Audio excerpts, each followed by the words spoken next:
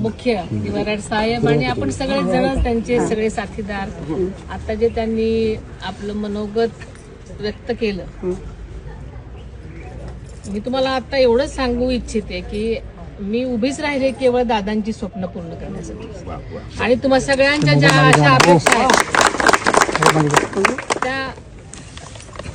त्या लोकांनी कुठे बघायचं. आणि दादांनी आपल्याला सांगितलेलं आहे की काही असलं तरी आपण प्रत्येक गोष्टीला फेस करायचं, लढायचं. आणि म्हणून मी माझं सगळं बाजूला ठेवून मी फक्त आणि फक्त तुमच्यासाठी मी आता उभी राहिलेली आहे. हेच आमचं स्वप्न होतं की दादांनी मुख्यमंत्री व्हावं. आणि जे जे दादांनी सांगितलेलं आहे, ज्या ज्या गोष्टी तुमची कामं केलेली आहेत, कायम पाठीशी उभे राहिलेले आहेत, तसा माझा त्याच्यापेक्षा जास्ती माझा प्रयत्न असेल की मी तुमच्या सगळ्यांच्या पाठीशी उभे राहील, तुमची जमेल तशी मी कामं करेन आणि तुम्हाला असं मोकळं सोडणार नाही वारेवर. एवढंच मी आता तरी सांगेन. वहिनी साहेब तुम आगे बढ़ो, हम तुम्हारे साथ हैं. वहिनी साहेब तुम आगे बढ़ो, हम तुम्हारे साथ हैं.